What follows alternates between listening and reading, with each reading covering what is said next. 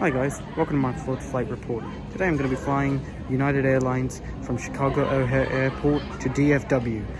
Now, in the past, United Airlines have had a lot of scrutiny over their cabin crew and their service. Today, we're going to really see, are they really that bad? So join me on this experience on this Boeing 737-900. Chicago O Hare has excellent connectivity, and you can pretty much fly to a lot of parts of the world. However, this terminal is really starting to show its age, and also the TSA lines were very long due to the older infrastructure. It could really use a bit of a refurbishment. I must say, the United staff at the check-in were very appalling, and they were very misinformed on the basic economy policies, and could really use a change. This was my Boeing 737-900 taking me to Dallas-Fort Worth, registration November 66837. It was also painted in a special Olympics livery.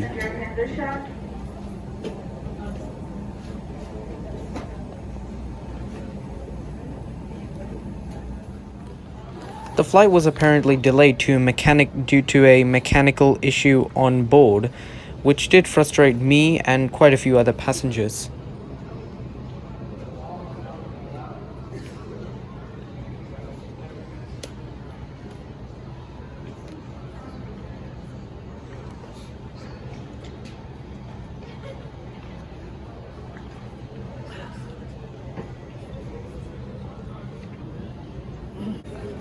Boarding began about a half an hour late. I was in group 5 unfortunately, as I was on a basic economy ticket, which meant that I was on the last group to board, and United would self-select my seats.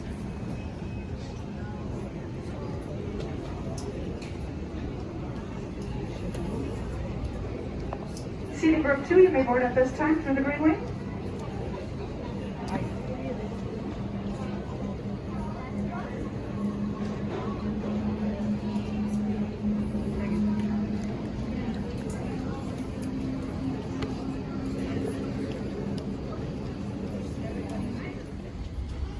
That said, the boarding process was pretty smooth, and we left right at the scheduled delayed time.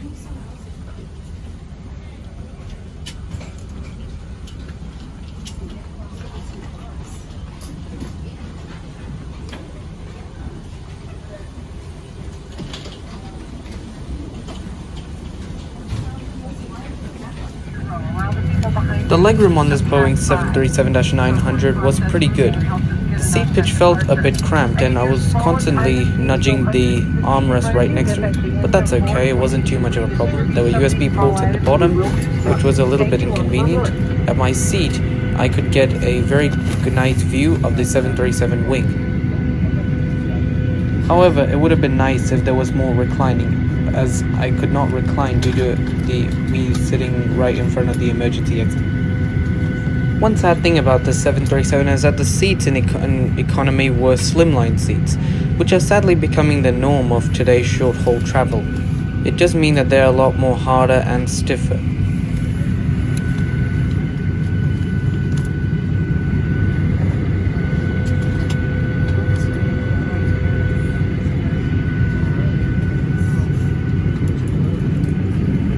That said, it's nice to see personal air vents, which are becoming pretty rare.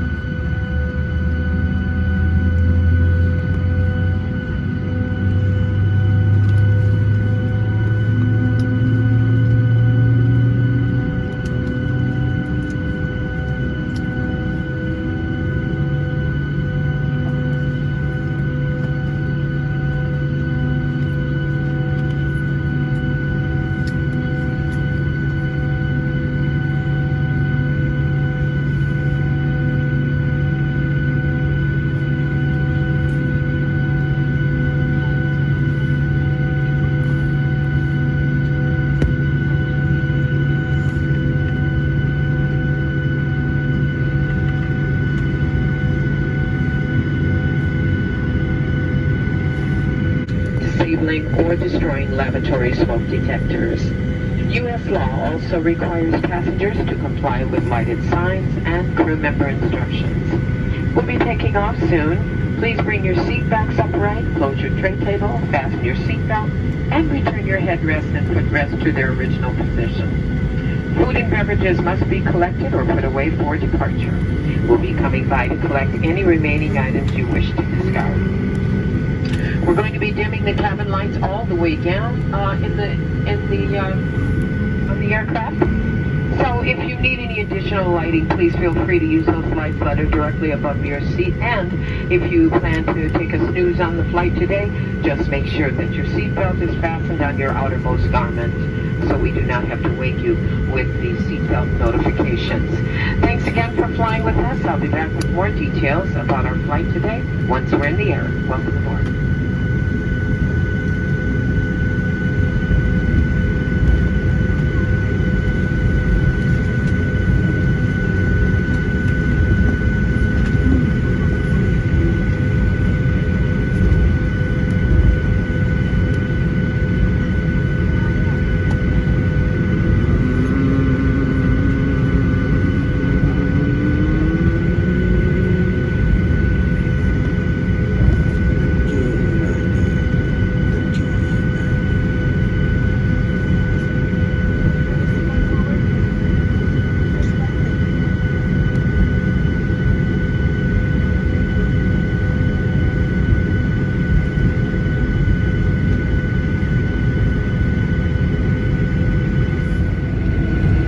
If you're an av geek, Chicago O Hare is one of the airports to be.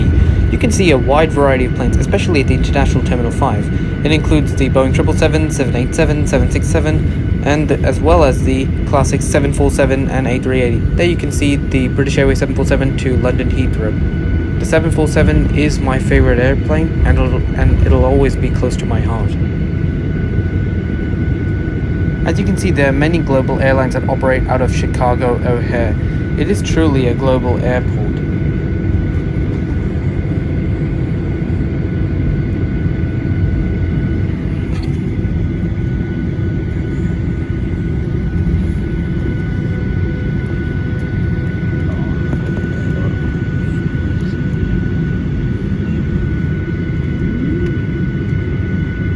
Now I invite you to sit back and relax as we take off out of Chicago O Hare International Airport on our way to Dallas-Fort Worth.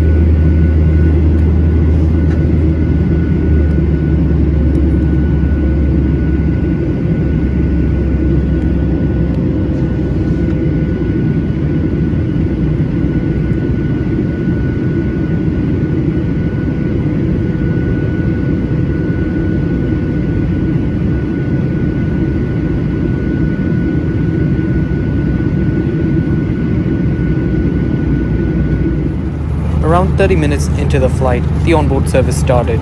I had some Biscoff biscuits and a Dutch stroopwafel, which were really, really tasty.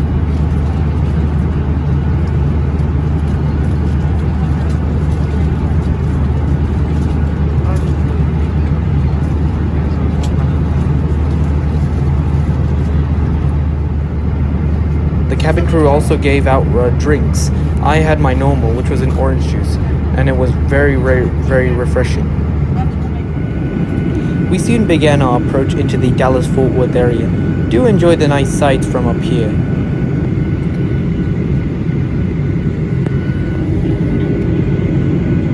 Ladies and gentlemen, there is that double chime. We'll be landing soon, so please take a minute to put away your carry-on items, including laptops.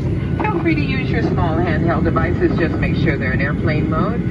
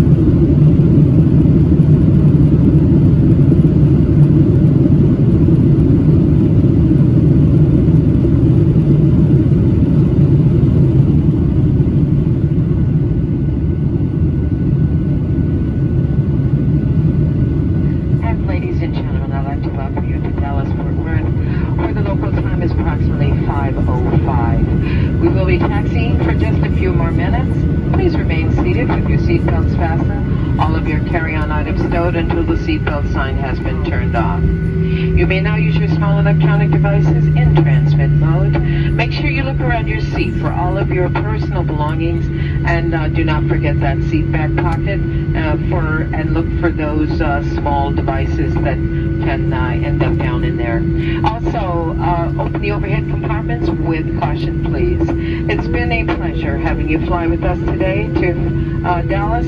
We hope you had a pleasant flight with us. And now that it's 2020, we're looking forward to seeing you again on another United flight. And if your future plans call for air travel, please come back and see us again. On behalf of this in-flight crew, United Star Alliance partners, and United Airlines, we wish you a very prosperous and joyous new year. And please come back and see us at United, and have a great day.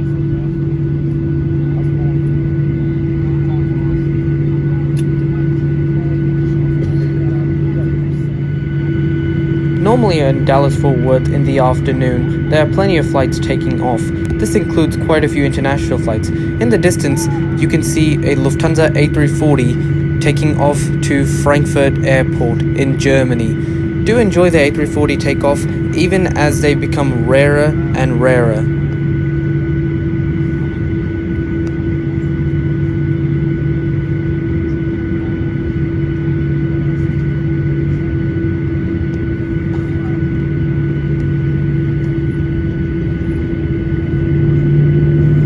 Wow, a takeoff by a quad-jet aeroplane is always very, very elegant. we finally arrived at Terminal E at Dallas-Fort Worth. This has all the other airlines such as United, Delta, Air Canada, and many more.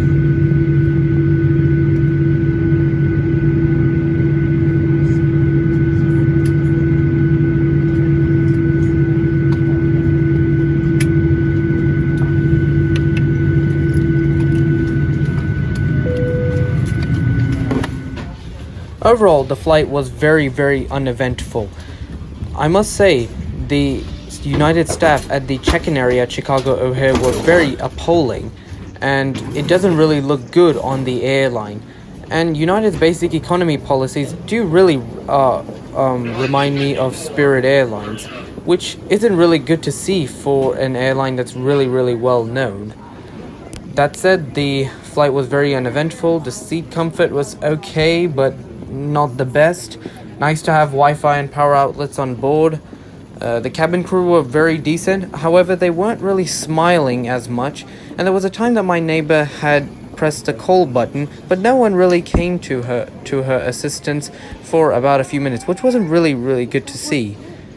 That said, it's very uneventful, and you wouldn't really expect as much. The onboard service was very decent. However, for the verdict, I will have to go with American Airlines edging United for basic economy travel, because they do not have restrictions on hand luggage, which can be very inconvenient if your airline has restrictions on how much hand luggage you can take on board, with whole luggage fees being increasingly high. Also, not to mention the fact that there was a delay in this flight, which further added to the frustration.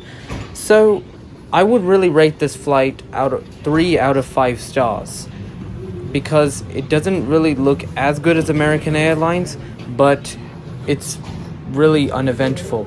That said, I've not tried Delta Airlines, so I can't really compare all of the US airlines, but I'm already predicting that Delta Airlines might edge out the two, as Delta has excellent cabin crew, and they also have seatback in-flight entertainment on majority of their short-haul aircraft.